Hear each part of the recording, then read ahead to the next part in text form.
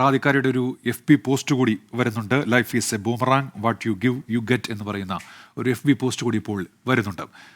നമ്മൾ ബൈജു കൊട്ടാരക്കരയിലേക്കാണ്. ശ്രീ ബൈജു കൊട്ടാരക്കര, ഇപ്പോൾ ഈ മലയാള സിനിമയുടെ അതുമായി ബന്ധപ്പെട്ട ഒരു പവർ ഗ്രൂപ്പിനെ കുറിച്ചൊക്കെ ചർച്ചകൾ നടക്കുന്ന ഒരു കാര്യം കൂടിയാണ്. അപ്പോൾ അത്തരത്തിൽ രൂപപ്പെട്ടൊരു അധികാര മനോഭാവം, അതിന് നേരെ ഉണ്ടായ ഒരു തിരിച്ചടി കൂടി, പ്രത്യേകിച്ച് പെൺകുട്ടിയുടെ പ്രതികരണങ്ങളൊക്കെ പല ഘട്ടത്തിൽ പുറത്തു വരുന്ന കൂടി നമ്മൾ പരിശോധിക്കുകയാണെങ്കിൽ അങ്ങനെ കൂടി ഈ വിഷയത്തെ കാണേണ്ടതില്ലേ ശ്രീ ബൈജു കൊട്ടാരക്കര? തീർച്ചയായും ഉണ്ട് ഉന്മേഷ്. അതായത് മലയാള സിനിമയിൽ ഇപ്പോൾ സംഭവിച്ചിരിക്കുന്ന കാര്യങ്ങളൊക്കെ എല്ലാവർക്കും അറിയാം. അതായത് വളരെ വൃത്തിയായി നടന്നുകൊണ്ടുപോയ ഒരു ഇൻഡസ്ട്രിയെ കുറേ ആളുകൾ ചേർന്ന് കുറേ കാലങ്ങളായി, പച്ച മലയാളത്തിൽ പറഞ്ഞാൽ ഇൻഡസ്ട്രിയെ വ്യഭിചരിച്ചതിൻ്റെ ഗുണമാണ് ഇപ്പോൾ ഇവർക്ക് കിട്ടിക്കൊണ്ടിരിക്കുന്നത്. പച്ച മലയാളത്തിലാണ് പറഞ്ഞത്. അതുകൊണ്ട് ആ മാതിരിയുള്ള പ്രവൃത്തികൾ ചെയ്തതിൻ്റെ ഫലമാണ് മലയാള സിനിമ ഇൻഡസ്ട്രി ഇപ്പോൾ നേരിട്ടുകൊണ്ടിരിക്കുന്നത്. അതുമാത്രമല്ല, ഈ ഹേമ കമ്മിറ്റി റിപ്പോർട്ടിൽ ഉൾപ്പെട്ടിരിക്കുന്നവരുടെ പേരുവിവരങ്ങളടങ്ങിയ അതായത് ഇരയുടെ പേരല്ല ഞാൻ ഉദ്ദേശിച്ചത്, വേട്ടക്കാരുടെ പേരുകളടങ്ങിയ ആ ഖണ്ഡികകൾ മാത്രം മറച്ചു വെച്ച് എന്തിനാണ് ഈ സർക്കാർ റിപ്പോർട്ട് പുറത്തുവിട്ടത്? ഇത് കോടതി പറഞ്ഞിട്ടാണ് പുറത്തുവിട്ടത്. കോടതി പറഞ്ഞിട്ട് പുറത്തുവിട്ടപ്പോൾ പോലും ആ പേജുകൾ മറച്ചു വെച്ചിരിക്കുന്നു. ദേശീയ വനിതാ കമ്മീഷൻ കൊടുത്ത കാര്യത്തിലും ആ പേജുകൾ മറച്ചു വെച്ചിരിക്കുന്നു.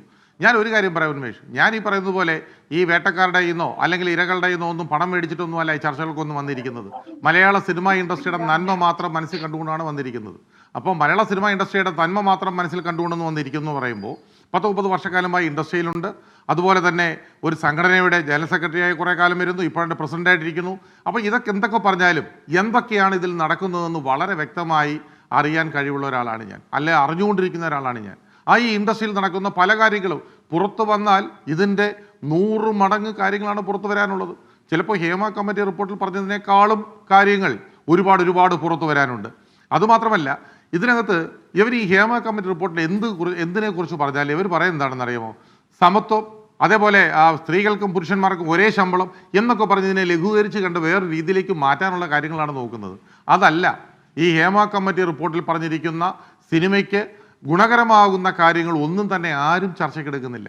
അതേപോലെ നേരത്തെ അടൂർ ഗോപാലകൃഷ്ണൻ കമ്മിറ്റിക്ക് റിപ്പോർട്ട് ഉണ്ടായിരുന്നു. ഞാൻ ഇന്നലെ ഒരു മീറ്റിങ്ങിൽ നമ്മുടെ ഒരു സംസ്ഥാന മന്ത്രിസഭയിലെ ഒരു മന്ത്രിയോടുകൂടി ഏതാണ്ട് 1.5 മണിക്കൂറോളം സംസാരിച്ചു. ഈ സംസാരിച്ച കാര്യങ്ങളുമൊക്കെ ഈ സിനിമയെക്കുറിച്ച് മാത്രമായിരുന്നു. ഈ സിനിമയെക്കുറിച്ച് സംസാരിക്കുമ്പോൾ സിനിമയിലുണ്ടായിട്ടുള്ള അപജയങ്ങൾ, അതേപോലെ സിനിമയിൽ സംഭവിച്ചുകൊണ്ടിരിക്കുന്ന കാര്യങ്ങൾ എന്താണ്, ഹേമ കമ്മിറ്റി റിപ്പോർട്ട് ലേറ്റായതിനുള്ള കാരണങ്ങൾ, അത് പുറത്ത് വിടാതിരിക്കാനുള്ള ചില കാര്യങ്ങളുമൊക്കെ ഇതിങ്ങനെ സംസാരിച്ച് വന്നപ്പോൾ ഒരു കാര്യം മനസ്സിലായി.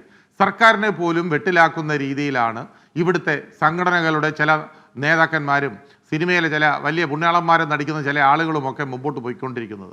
അതുകൊണ്ട് തന്നെയാണ് ഒരു കാരണവശാലും ഈ റിപ്പോർട്ട് പുറത്തു വരാതെ ഇരിക്കുന്നത്. ഇപ്പോഴും ഇതിൻ്റെ ബാക്കി കാര്യങ്ങൾ പുറത്തു വരാതിരിക്കുന്നത്.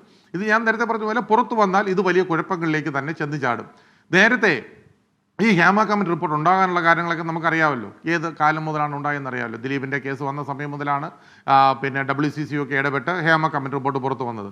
ഇനി WCCയെ കുറിച്ച് പറയുകയാണെങ്കിൽ WCC ഫേസ്ബുക്കിൽ മാത്രം കിടന്ന റിപ്പോർട്ട് പിന്നെ ഓരോ ഫേസ്ബുക്ക് പോസ്റ്റിലിടൊന്നും വലിയ കാര്യമൊന്നുമില്ല. അതായത് എല്ലാവരും WCCയെ പൊക്കി പറയും, ചാനലുകളൊക്കെ പറയും WCC ആണ് വലുത്, WCC ആണ് വലുത്. ഒക്കെ ശരിയാണ്, WCC വലുതാണ്. സ്ത്രീകൾക്ക് വേണ്ടി ഒരു സംഘടന അവരുണ്ടാക്കി, അല്ലെങ്കിൽ WCC എന്ന് പറഞ്ഞൊരു സംഘടന ഉണ്ടാക്കി, സിനിമയുടെ നല്ലതിനു വേണ്ടി പ്രവർത്തിക്കുന്നു, സ്ത്രീകളുടെ ഉന്നമനത്തിന് വേണ്ടി പ്രവർത്തിക്കുന്നു, ഒക്കെ ശരിയാണ്. പക്ഷേ അവരുടെ പ്രവർത്തനങ്ങൾ മുഴുവൻ കാണുന്നത് ഈ ഫേസ്ബുക്ക് പോസ്റ്റുകളിലൂടെ മാത്രമാണെന്നുള്ളതാണ് സത്യം. ഇനി ഈ അടുത്ത ഒരു ദിവസം ഒരു ചാനൽ പുറത്ത് വിടാൻ പാടില്ലാത്തതെങ്കിൽ പോലും ഒരു റിപ്പോർട്ട് പുറത്തു വിട്ടു. ഈ റിപ്പോർട്ടിലെ ചില ഖണ്ഡികകൾ പുറത്തു വിട്ടു. ഇതൊക്കെ നേരത്തെ തന്നെ പുറത്തു വന്നതാണ്. ഒരു ലൊക്കേഷനിൽ വെച്ച് ഒരു സൂപ്പർ സ്റ്റാർ ഒരു പിന്നെ അതായത് പ്രായപൂർത്തിയാകാത്ത ഒരു നടിയോട് അപമര്യാദയായി പെരുമാറിയെന്നും അവരെ ഉപദ്രവിച്ചു എന്നും ഒക്കെയുള്ള കാര്യം പുറത്തുവിട്ടു. ഈ പുറത്തുവിട്ട 2 സെക്കൻഡുകൾക്കുള്ളിൽ തന്നെ ഇത് പിൻവലിച്ചു. പിൻവലിച്ചത് സത്യത്തിൽ കോടതിയെ പേടിച്ച് തന്നെയാണ്, വേറെ മാറ്റമൊന്നുമില്ല. കാരണം കോടതി ഇത് മാധ്യമ ചർച്ചയാക്കരുത് എന്ന് പറഞ്ഞതിൻ്റെ പേര് മാത്രമാണ്. ഇത് പുറത്തുവിട്ട് കഴിഞ്ഞപ്പോൾ മണിക്കൂറുകൾ കഴിഞ്ഞില്ല, WCC എന്തിനാ മുഖ്യമന്ത്രിയെ കാണാൻ പോയി? അതായത് WCCയുടെ കൂട്ടത്തിലുള്ള ആരെങ്കിലും ഇതിനകത്ത് ഉൾപ്പെട്ടിട്ടുണ്ടോ, അല്ലെങ്കിൽ അവരുടെ പേര് വല്ലതും ആണോ വന്നത് എന്നുള്ളൊരു സംശയം കൊണ്ടല്ലേ അവർ മുഖ്യമന്ത്രിയെ കാണാൻ പോയത്. ഈ മുഖ്യമന്ത്രിയെ കാണാൻ പോകുന്നതിന് മുമ്പ് WCCയിലെ അംഗങ്ങളൊന്ന് ആലോചിക്കണമായിരുന്നു.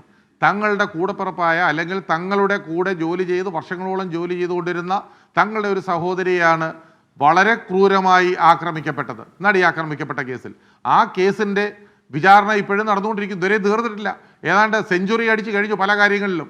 അന്വേഷണ ഉദ്യോഗസ്ഥനെ ഉൾപ്പെടെ 107 ദിവസമാണ് വിചാരണ നടത്തിയത്. അപ്പോൾ അത് ചെയ്തുകൊണ്ടിരിക്കുന്നു. അതിനെക്കുറിച്ചൊന്നും അവർക്ക് ആർക്കും ഒരു മിണ്ടാട്ടമില്ല. പക്ഷേ ശരി. ഇങ്ങനെ ഒരു സംഗതി പുറത്തു വന്നപ്പോൾ തന്നെ അവരെന്തിനാണ് മുഖ്യമന്ത്രിയെ കണ്ട് കംപ്ലൈൻറ്റ് കൊടുക്കാൻ വേണ്ടി പോയത്? അപ്പോൾ അവർ കരുതുന്നത് ഈ രീതിയിലാണെങ്കിൽ, അല്ലെങ്കിൽ സ്റ്റേണായിട്ട് നിന്നിട്ട് അവർ പോലീസിനോട് പരാതി പറഞ്ഞെങ്കിൽ, ഇനി നമുക്ക് ഒരു കാര്യം നോക്കാം. ഇനി പോലീസിനോട് ഈ പറയുന്ന ഇരകൾ എത്ര പേര് പരാതി പറയുന്നുണ്ടെന്ന് നോക്കാം. പരാതി പറയാൻ പകുതി ആളുകളും കാണില്ല. സെറ്റിൽമെന്റ് തന്നെ പല സ്ഥലങ്ങളും തുടങ്ങിയെന്നാണ് ഉന്മേഷ് അറിയുന്നത്. ശരി. സെറ്റിൽമെന്റിന് വേണ്ടി പല ഏജന്റുമാരും പല പ്രൊഡക്ഷൻ കൺട്രോളർമാരും പാഞ്ഞു കിടക്കുന്നു. അതാണ് ഇപ്പോൾ ഏറ്റവും അവസാനമായി അറിയാൻ കഴിയുന്നത്. തിരുവനന്തപുരത്തും ശരി. കൊച്ചിയിലും മദ്രാസിലും ഒക്കെ ഈ സെറ്റിൽമെന്റിന് വേണ്ടി നടക്കുകയാണ് ഇപ്പോൾ.